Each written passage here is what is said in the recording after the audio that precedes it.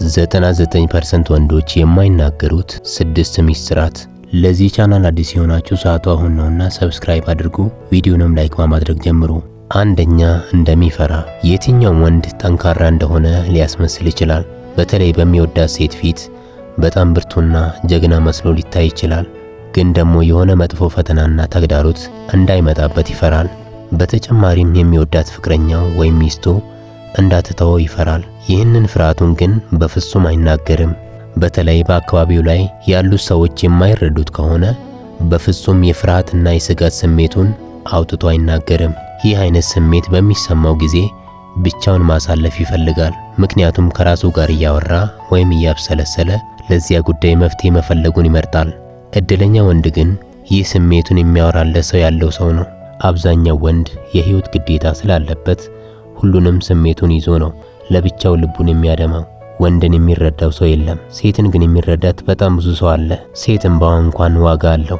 ሴት ስታለቅስ አንድ የማያውቃት ወንድ እንኳን ቢያያት ቀርቦ ያባብላታል። ምን ሆንሽ ብሎ ይጠይቃታል። ወንድን ግን እንደዚህ የሚጠይቀው ሰው የለም።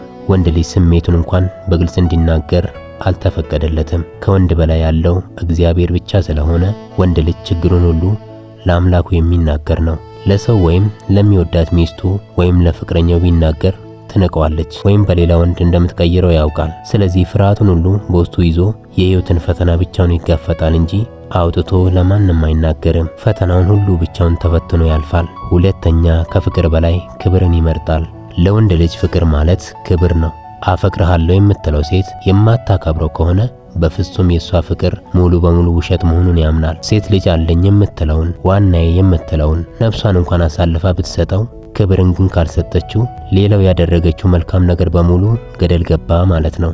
ለወንድ ልጅ ፍቅር ማለት ክብርና ክብር ነው። ባሏን የምታከብር ሴት አፍቃሪ ናት በሚለው 100% እናምናለን። ለዚህ ነው ብዙ ጊዜ ሴቶች ድንግልናቸውን እንኳን ሳይቀር ለሚወዱት ወንድ ሰጥተውት ነገር ግን ከድንግልናዋ በላይ የሚፈልገውን ክብር ከእርሷ ካላገኘ የሚተዋት። ወንድ ልብ ውስጥ ፍቅር ከሚለው ቃል ይልቅ ክብር የሚለው ቃል ይታወቃል። ታዲያ አንዲት ሴት እንዴት ነው ወንድን የምታከብረው? ወይም ሴት ወንድን አከበረችው ሲባል ሴቷ ምን ስታደርግ ነው? ከሁሉ በፊት መታዘዝ ይቀድማል። እግዚአብሔርና ወንድ ልጅ በአንድ ተመሳሳይ ነገር ይደሰታሉ። ይህ ምንድነው ካለን መታዘዝ ነው። እግዚአብሔርም የሚታዘዘውን ሰው ይወዳል፣ ወንድ ልጅም የምትታዘዘውን ሴት ይወዳል። ሌላው ከዚህ በኋላ የሚመጣ ነው።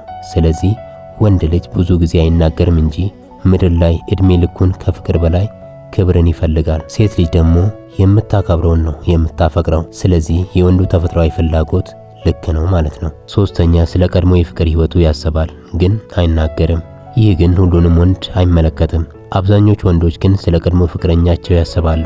በተለይ ደግሞ በቀድሞ ግንኙነቱ ውስጥ በወሲብ ደስተኛ ከነበረ ሁል ጊዜ ስለ እርሷ ሴት ስለምትሰጠው ደስታ ስላሳለፈው ጊዜ ያስባል፣ ግን በፍጹም አይናገርም። በተለይ አፍቅሯት ከነበረ በፍጹም ሊረሳት አይችልም። መጀመሪያ ብዙ ነገር ያስተማረችው ሴት ስለሆነች በፍጹም ሊረሳት አይችልም። የአሁኗን ሚስቱን ቢወዳትም ያችን ግን አይረሳትም።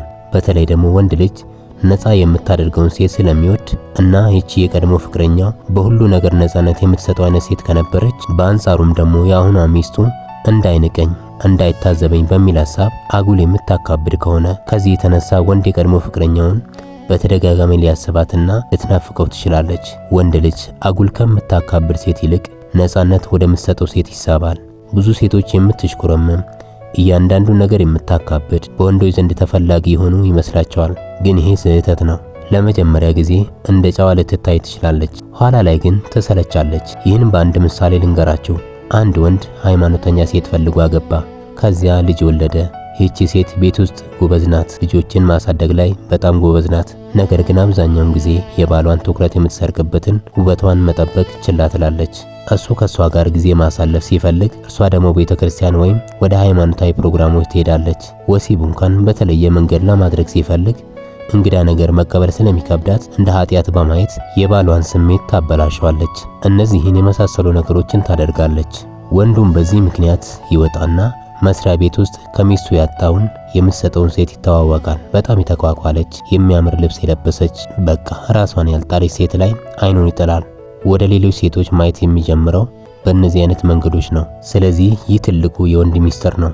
ሴቶች ከመጠን በላይ ባለጌ እንዳትባሉ፣ ከመጠን በላይ ደግሞ ሃይማኖተኛና አክራሪ ነገር አካባጭ እንዳትባሉ ሁሉንም በልክ አድርጉ፣ ባላንስ አድርጉት። አራተኛ በቀላሉ አይረሳም።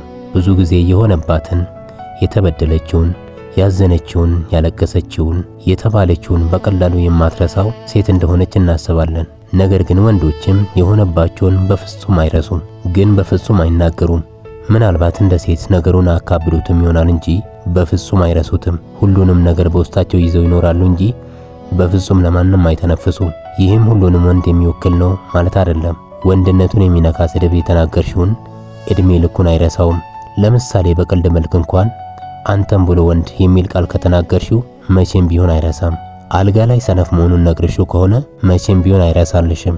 በድህነቱ ምክንያት ሰድበሽው ከሆነ መቼም ቢሆን አይረሳም። ጓደኞችሽ ፊት አፍርሽበት ከሆነ መቼም ቢሆን አይረሳም። ደሃ በመሆኑ ጓደኞችሽንና ቤተሰቦችሽን ማሳወቅ ትተሽ ከሆነ መቼም ቢሆን አይረሳም። ስለዚህ የምትናገሪው ንግግርና የምታደርጊው ድርጊት ወንድነቱን የሚያደማ ከሆነ መቼም አይረሳም። ቢወድሽና ቢያፈቅርሽ እንኳን መቼም ቢሆን ድርጊትሽንና ንግግርሽን አይረሳም። ልቡ ለዘላለም እየደማ ሊኖር ይችላል እንጂ በፍጹም አይረሳውም። ስለዚህ የምታደርጊውንና የምትናገሪውን እያስተዋልሽ ይሁን። ወንድ ልጅ አይደል እንዴ በሚል አባባል አትታለይ። በፍጹም ወንድ ልጅም አይረሳም። ቂም ሊይዝብሽ ይችላል። በዚህም ምክንያት ላንቺ ያለው ክብርና ፍቅርም ሊቀንስ ይችላል። ወንድ ልጅ ይረሳል፣ እንደ ሴት ነገር አያመላለስም በሚለው ሐሳብ አትታለይ። አምስተኛ እሷን ካጣ በኋላ ይገነዘባል። ወንድ ልጅ ብዙ ጊዜ ጥፋተኛ መሆኑን የሚገነዘበው ወይም የሚያውቀው ግንኙነቱ ከፈረሰ በኋላ ነው። ይህም የሚሆንበት ምክንያት ሴቷ የት ትሄዳለች በሚል መተማመን ነው። ወንድ ነገሩ እስኪበላሽ ድረስ አንድ እምነት አለው፣ እርሷ ሁሌም አጠገቤ ትኖራለች፣ በጊዜ ሂደት ነገሩ ይፈታል፣ ይስተካከላል በሚል ሐሳብ ይታለላል። እርሷ ዘወር ስትል ነው ጥፋቱ ምን ያህል ታላቅ እንደሆነ የሚገባው። ሌላው ደግሞ ችግሮችን አሳንሶ ማየት። አሁን ችግሩ አናሳ ሊሆን ይችላል፣ ነገር ግን ችግር አይገደብም፣ በየጊዜው እየጨመረ ይሄዳል። በጨመረ ቁጥር ደግሞ ትንሹ ችግር እየተለቀ ይመጣል። ትንሽ ነው ብሎ ችላ ያለው ነገር በትንሹ እየተሰበሰበ ትልቅ ይሆናል። ሌላው ምክንያት ደግሞ እውነትን ለመቀበል መቅደርደር ወይም በኢጎ ወይም በኩራት መያዝ ነው። ችግሩ ያለው እኔ ጋር ነው ብሎ ለመፍትሄ ሲባል ይቅርታ ለመጠየቅ። ስለዚህ ከኩራቱ የተነሳ አእምሮ ጥፋቱን ለማስተላለፍ ይሞክራል። ይህ ደግሞ እያደር ጠቡን ያባብሳል። እንደገናም የጥፋተኝነት ስሜት እስኪመጣ ድረስ አይነቃም። ሰው ጥፋቱ እስኪገባው ድረስ ያለበትን ሁኔታ አይገነዘብም። ነገሩ ሲበላሽ ግን አእምሮ ሲነቃ ምን አጣው፣ እንዴት አጣው በሚል ጥያቄ ይወጣጠራል። እናም ወንድ ይህንን እውነታ ለመናገር አይፈልግም፣ ግን በውስጡ ሁሌም ያሰላስላል። ስድስተኛ እምነቱን አንዴ ካጣ ላይመለስ ይችላል። አንድ ወንድ አንድ ጊዜ እምነቱ ከተሰበረ ዳግመኛ ላይመለስ ይችላል። በተለይ እምነቱን የሰበረውን ሰው በፍጹም እንደገና ላያምነው ይችላል። እምነቱን የሰበረችው ሴት ከሆነች ደግሞ የባሰ ዳግመኛ የትኛውንም ሴት የማያምንበት ደረጃ ላይ ሊደርስ ይችላል። ይህንንም በውስጡ ይዘዋል እንጂ ለማንም አይናገርም። የማይናገርበትም ትልቁ ምክንያት እንደ ደካማና ፈሪ መታየት ስለማይፈልግ ነው። የትኛውም ወንድ የተጎዳ ሆኖ መታየት አይፈልግም። ከዚህ የተነሳ እድሜ ልኩን በውስጡ ይዞ ይኖራል እንጂ እምነት አልባና ተጎጂ መስሎ አይታየም። እስካሁን ስለተከታተላችሁኝ አመሰግናለሁ። በድጋሚ ለዚህ ቻናል አዲስ የሆናችሁ ሰዓቱ አሁን ነውና ሰብስክራይብ አድርጉ፣ ቪዲዮንም ላይክ አድርጉ።